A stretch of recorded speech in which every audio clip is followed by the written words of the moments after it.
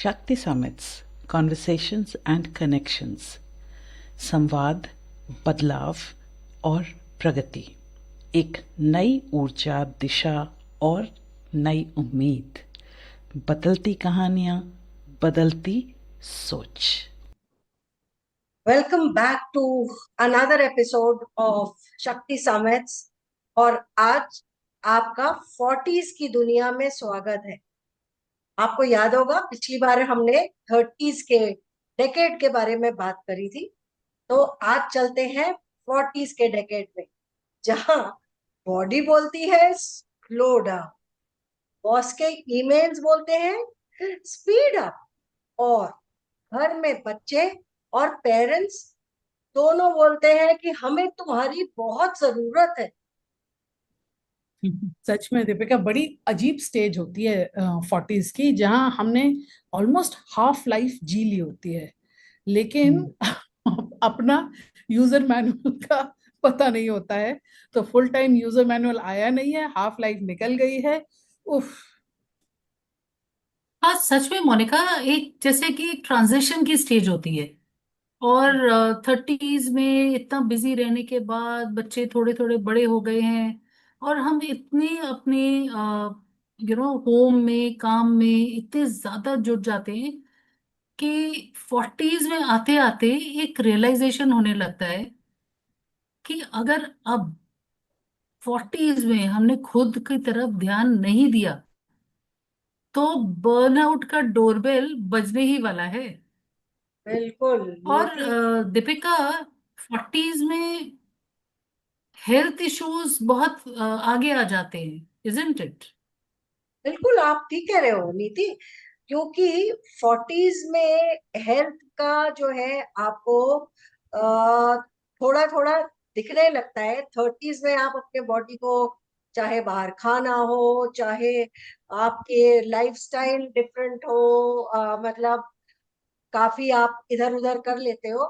पर 40s तक आते आते आपका मेटाबॉलिज्म जो है ना, वो थोड़ा स्लो डाउन करने लगता ये है।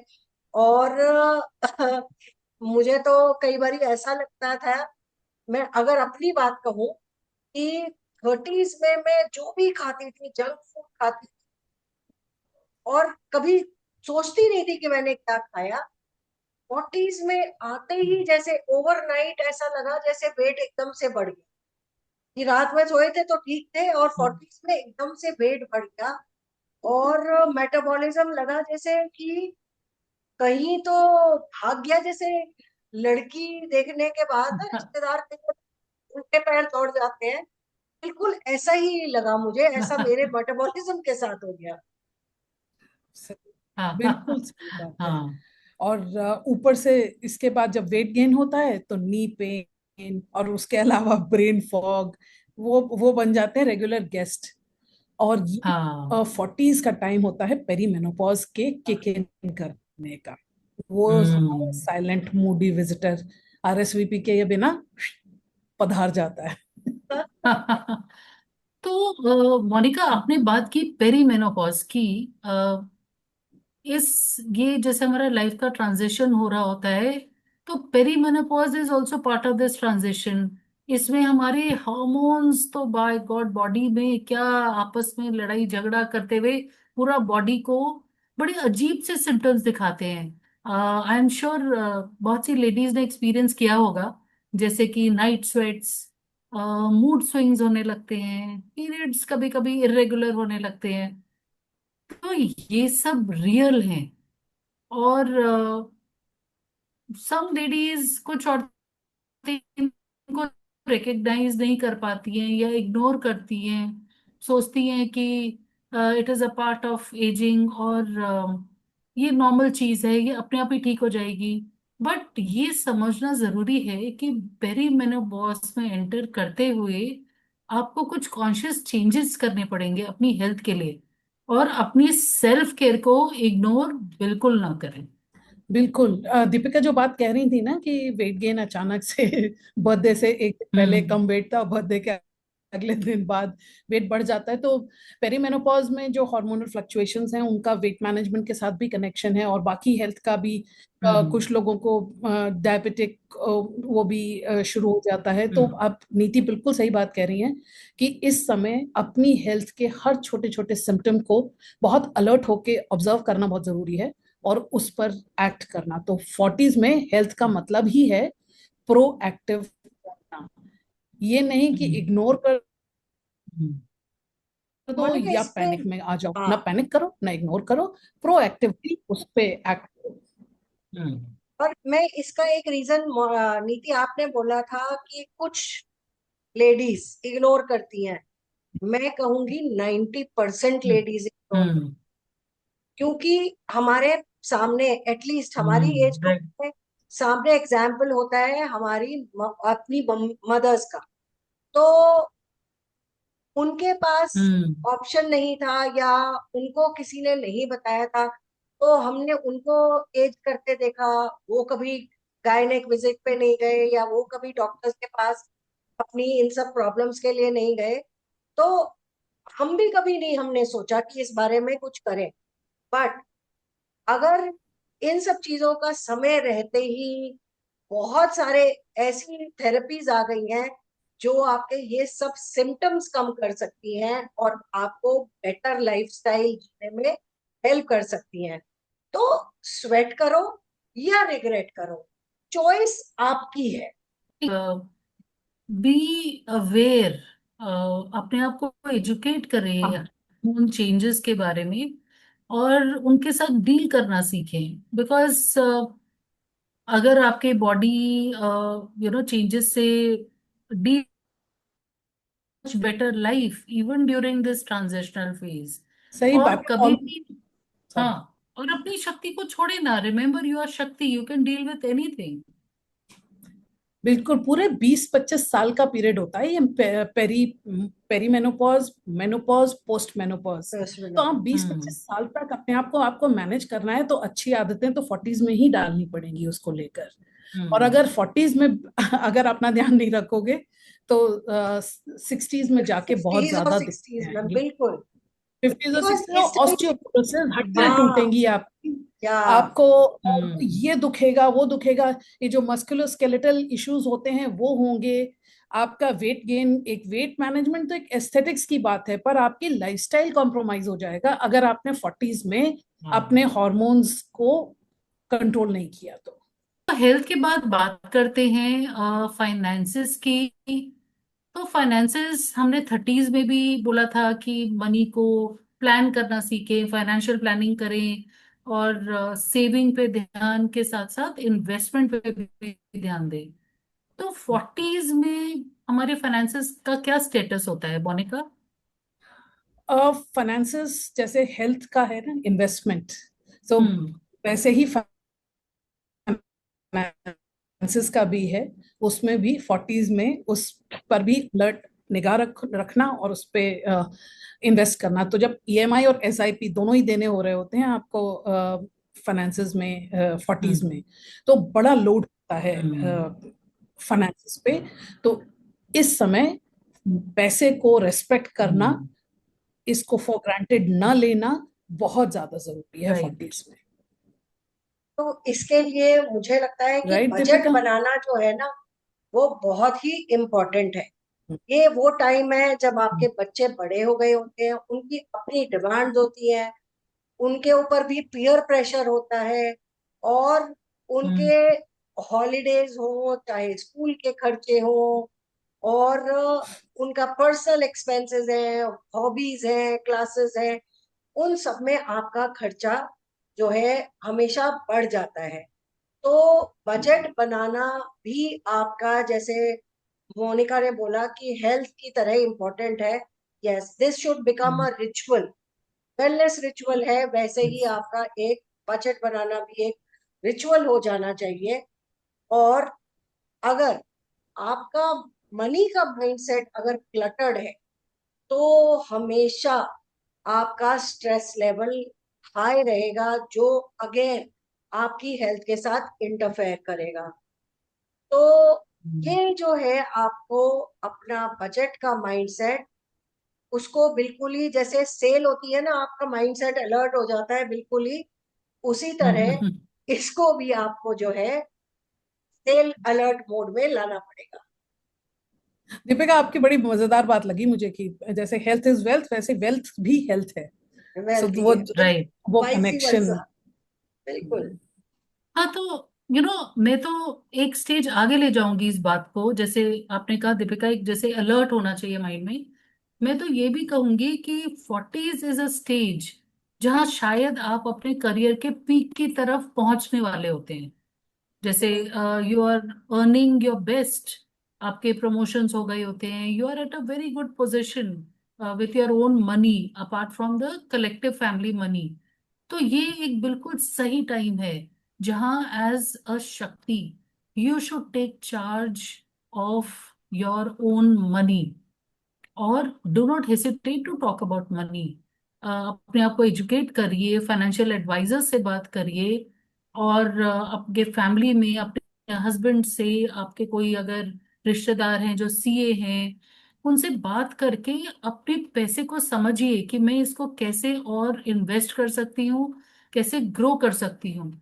और सबसे बड़ी गलती जो पैसे को लेके आपको नहीं करनी है वो है कि वो पैट्रियार्की के पुराने फोल्डर में जो आइडिया सेव्ड होता है ना, कि पैसे तो हमारे वो संभाल लेंगे। अरे वो तो वैसे ही सब कुछ संभाल रहे हैं। It is time you woke up and starting taking charge of your own money. सही बात है, वो संभाल रहे हैं तो उनको भी तो आप संभाल रहे हो, तो उनके ध्यान रखो कि वो कैसे संभाल हाँ। रहे हैं। हाँ। बल्कि ये भी। मैंने तो आजकल ये देखा है कि लोग जो है जब आप वेल्थ मैनेजर के पास जाते हो, मैंने एक दो कपल्स को 40s में देखा, they have an hmm. Equal partnership and hmm. The wealth manager helps them to plan कि आपका हम्म। जो अर्निंग है उस हिसाब हम्म। से आपको इतना, अगर आपको फ्यूचर के लिए रखना है तो आप यहाँ इन्वेस्ट करो, अगर आपको हॉलिडे पे जाना है तो ये आपको हॉलिडे का बजट है। तो हम्म। ये मुझे लगता है जब तक कि दोनों मिल करके ना करें, एक हस्बैंड के हाँ। करने से बात बनती नहीं है। तो राइट। द वाइफ और the lady of the house, the shakti, has to have an hmm. Equal partnership. अगर आपका पैसा कंट्रोल में है तो मेंटल पीस भी आपके कंट्रोल में है। बिल्कुल। बिल्कुल सही मोनिका। जैसे आप अगर बिल्कुल इक्वल आपका व्यू चलता है अगर फैमिली फाइनेंसेस में, तो आप देखेंगे कि आपका overall wealth will be better managed, और कंफ्यूजन्स नहीं होंगे, और इनसिक्योरिटी नहीं होगी। और नीति, इसको रिजेंटमेंट भी आ हम्म। जाता है अगर हम्म। आप उनको सब कुछ संभालने देते हैं। तो वो हम्म। उन भी कभी तो फ्रस्ट्रेट होंगे ना कि मैं ही सब एग्जैक्टली। देखूं, तुम्हें बस अपने हॉलीडेज की पड़ी है, तुम्हें इसकी पड़ी है, मुझे में नहीं पता कि मैं कैसे मैनेज कर रहा हूं। तो इस तरह हम्म। के कॉन्वर्सेशंस ना हो लाइफ में, फैमिलीज में। तो उसके लिए जरूरी है कि शक्ति को फाइनेंशियल शक्ति भी पता हो। तो 40s में एक और पहलू जो इम्पोर्टेंट तो हमेशा रहता है बट और कॉम्प्लेक्स हो जाता है, वो है रिलेशनशिप्स का। आपके हम्म। बच्चों के साथ, एल्डरली पेरेंट्स के साथ। तो 40s में रिलेशनशिप्स को कैसे मैनेज करें, स्पेशली टीनेज बच्चों को, दीपिका? ये ना आपने बहुत ही टफ क्वेश्चन पूछ लिया नीति, कि हाँ। टीनेज एज बच्चों के साथ इस टाइम पे जब उनके भी हार्मोन्स, आपके तो पेरी मेनोपॉज के हार्मोन्स और उनके टीनेज के हार्मोन्स जब वो क्लैश करते हैं ना, तो हम्म। ऐसा लगता है कि रूम में ना शांति बनाए रखना, ऐसा लगता है जैसे कि पीछे आपके रॉक कॉन्सर्ट में खूब म्यूजिक का शोर बज रहा है और आप कोशिश कर रहे हो कि रूम में शांति बनाए रखो। तो थोड़ा डिफिकल्ट तो है ही। और इस एज में बच्चे थोड़े सीक्रेटिव हो जाते हैं, उनकी अपनी लाइफ हो जाती है, वो पहले की तरह आपको सब कुछ आके नहीं हम्म। बताते हैं, फ्रेंड सर्कल हो जाता है। आपको इस एज हम्म। में उनके साथ थोड़ा फ्रेंडली भी होना है ताकि वो आपके साथ क्योंकि इतना एक्सपोजर है आजकल बच्चों को कि जरूरी है वो आपके साथ सब कुछ शेयर करें, बट हाँ, उनको थोड़ी अपनी स्पेस भी देनी जरूरी है ताकि वो इंडिपेंडेंट बने, अपनी उनकी अपनी सोच हो। तो बहुत ही टफ काम है ये बैलेंस करना, but yes, the onus lies on the Shakti to hmm strike a balance with the teenage children. सही बात। हम्म दीपिका, आपने मुझे उस मूवी की याद दिला दी, एडोलेसेंस। आई थिंक उसमें भी जो पेरेंट्स थे वो 40s में ही थे, और बच्चा हम्म। जो था वो टीनेजर था, और उसमें कितना कुछ, कितनी दुर्घटना हो सकती है 40s में। तो उस इसलिए वो बहुत केयरफुल होने की जरूरत है। और जरूरत एक और टीनेजर होता है ना हमारी, उस समय हमारी लाइफ में, हमारा हस्बैंड। है। उसके उस क्योंकि आपकी रोमांटिक पार्टनरशिप भी बड़ी इंटरेस्टिंग स्टेज पे हो जाती है। मिड हाँ लाइफ इंट्रोस्पेक्शन या मिड लाइफ क्राइसिस। हाँ दूसरी तरफ आपका लॉन्ड्री का लोड तो कहीं जा नहीं रहा है। तो वो बैलेंसिंग एक्ट जो है वो इस समय आपकी सारी शक्ति की जरूरत होती है। सच में मोनिका, आपने एक टर्म यूज किया, मिड लाइफ क्राइसिस, जो हम्म। 40s में आता है और बड़ा थोड़ा इनफेमस है, बदनाम है। तो ये शायद इसलिए ही होता है कि हम लाइफ के एक बिल्कुल मिडिल पॉइंट पे आ गए होते हैं, और सब तरफ से गोलियां चल रही होती हैं, एक जैसे जंग चल रहा है कि टीनेज बच्चों को भी संभाल रहे हैं, और जो हस्बैंड की जरूरतें हैं उसको भी बैलेंस कर रहे हैं, प्लस हमारे पेरेंट्स भी तो एजेड होते जा रहे हैं, राइट? तो हम उनके लिए भी केयर गिवर बन जाते हैं, और ऐसे लगता है कि अपने लिए क्या ही बच गया, सारी शक्ति तो हमारी बच्चों में, हस्बैंड में, पेरेंट्स में जा रही है, प्लस घर को पूरा संभालो, जॉब को संभालो।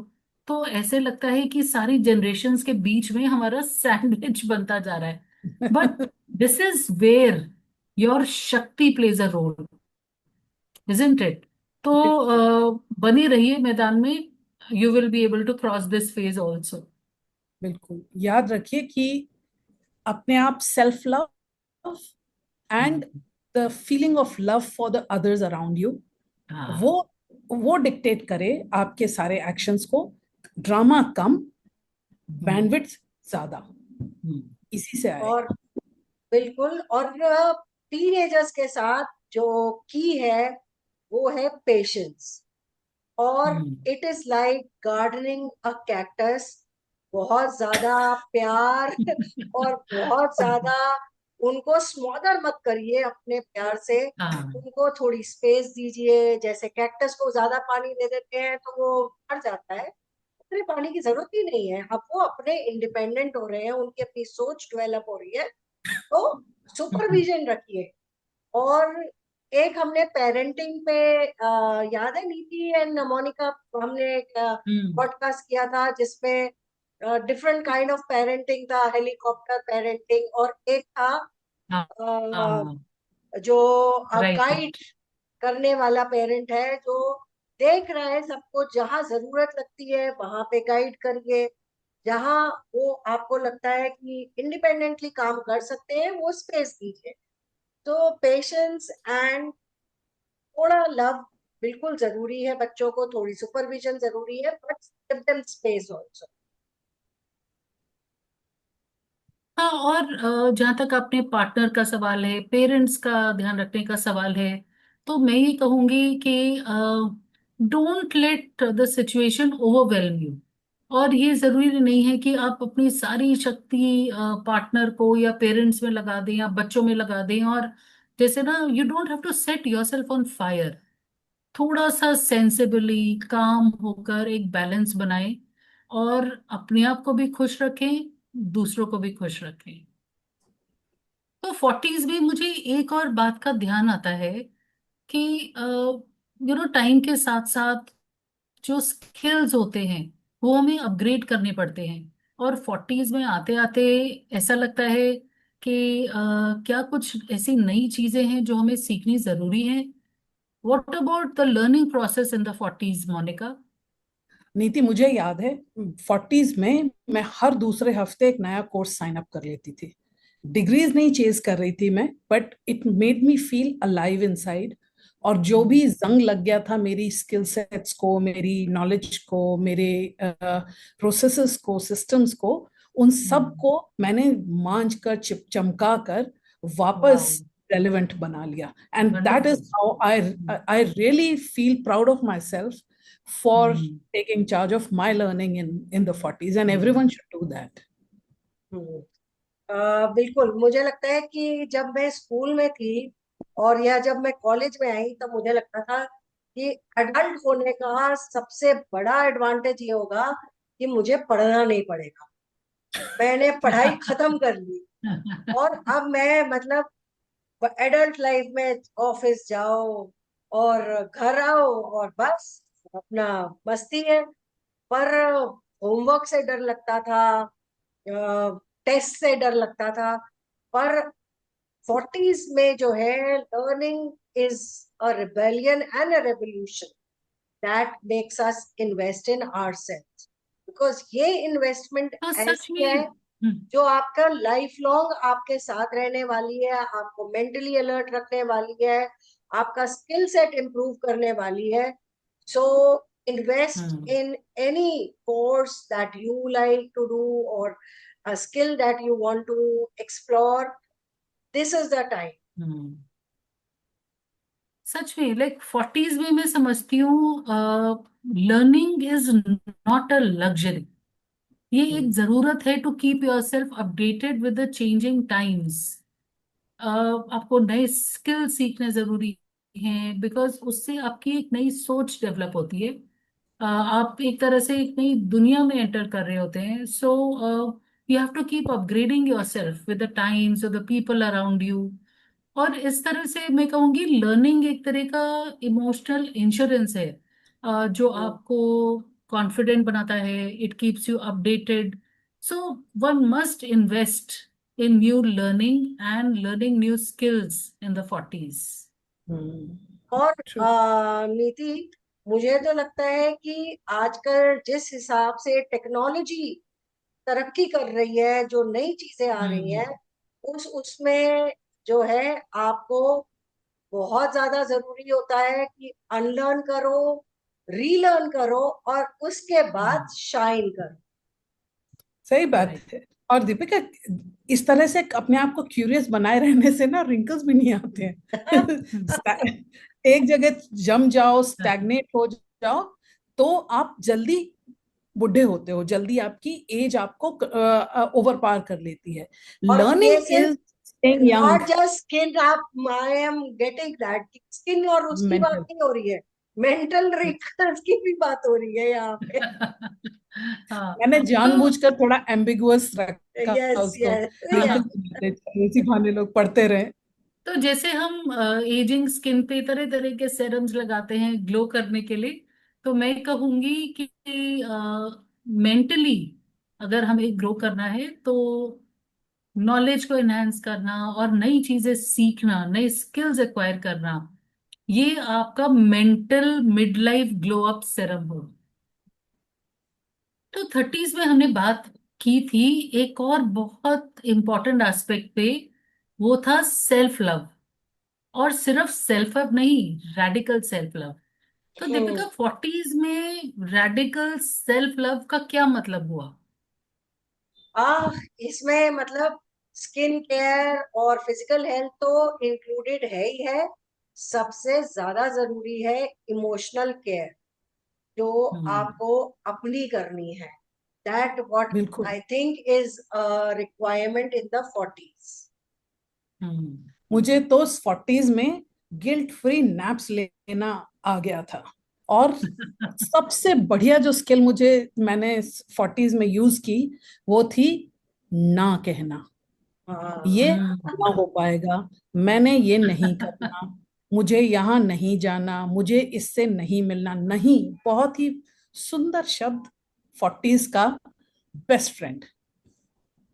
और रेडिकल सेल्फ लव का जो मैंने लेसन सीखा 40s में, वो ये था कि अपने स्ट्रेंथ्स और वीकनेसेस को पहचानना और अपने फ्लॉज को एक्सेप्ट करना।